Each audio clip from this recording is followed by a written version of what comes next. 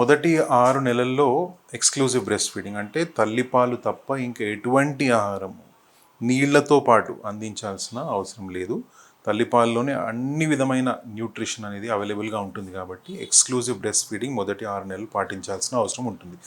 6 నెలల తర్వాత ఏదైతే ఫుడ్ మనం ఇంట్రడ్యూస్ చేస్తామో దాన్ని కాంప్లిమెంటరీ ఫుడ్ అని అంటాం అనమాట. అంటే కాంప్లిమెంట్ అంటే ఇదివరకు ఇచ్చే ఫుడ్తో పాటు కాంప్లిమెంటరీగా ఇంకోటి అందించడం. అంటే ఇదివరకు ఏమి ఇస్తున్నారు, తల్లిపాలు అందిస్తున్నారు, దానితో పాటు కాంప్లిమెంట్గా దాన్ని సప్లిమెంట్గా చేసుకుంటూ బయటి ఫుడ్ అందించడం అనేది స్టార్ట్ చేయడం అనేది మనం కాంప్లిమెంటరీ ఫీడింగ్ అని అంటూ ఉంటాం.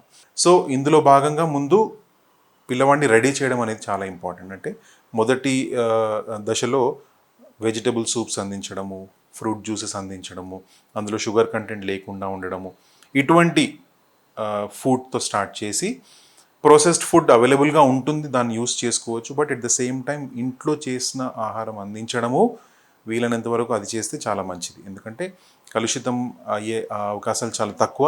ఇంట్లో ఏజ్ ఓల్డ్ ప్రాక్టీసెస్ కొన్ని చేస్తూ ఉంటారు, అవన్నీ ప్రాక్టీస్ చేసుకోవచ్చు, పిల్లవాడికి అటువంటి ఆహారం అందించవచ్చు. 6 నెలల తర్వాతనే వాళ్ళకి మొదటి దశలో వాళ్ళకి కింద భాగంలో వాళ్ళకి పళ్ళు స్టార్ట్ అవుతాయి. సో 10 నెలలు వచ్చినప్పుడు ఈ పళ్ళు పైన కూడా వాళ్ళకి ఫామ్ అవుతాయి కాబట్టి కొంచెం హార్డ్ సబ్స్టెన్సెస్ అంటే not very hard firm substances కూడా వాళ్ళకి అందించవచ్చు. సో జనరల్లీ పిల్లలు చూసారంటే 9-10 నెలల పిల్లలు పెద్దవాళ్ళు ఏది తింటా ఉంటే దాన్ని పట్టుకొని లాగి వాళ్ళు తినే ప్రయత్నం చేస్తూ ఉంటారు. సో అటువంటి ఆహారం కూడా వాళ్ళకి అందించవచ్చు. అంటే చపాతీ లేదా బ్రెడ్ అనేది మిల్క్లో సోక్ చేసి అందించవచ్చు వాళ్ళకి, లేదా ఇడ్లీ లాంటిది కూడా సింపుల్ బ్రేక్ఫాస్ట్ ఐటమ్స్ లాగా అందించవచ్చు. బట్ సాలిడ్స్ మీరు రైస్ అనేది చూసారంటే వీలైనంత వరకు ఎంత మెత్తగా వాళ్ళకి అందిస్తే అంత డైజెషన్ వాళ్ళకి ఈజీగా అవుతుంది, యాక్సెప్టెన్స్ కూడా చాలా ఈజీగా ఉంటుంది. అండ్ మోస్ట్ ఇంపార్టెంట్ థింగ్ పిల్లలు మీరు చూసారంటే ఈ ఈ ఈ పర్టికులర్లీ ఈ ఏజ్కి సంబంధించిన పిల్లలకి రోజు ఒకే విధమైన ఆహారం పెడితే వాళ్ళకి they will not take it.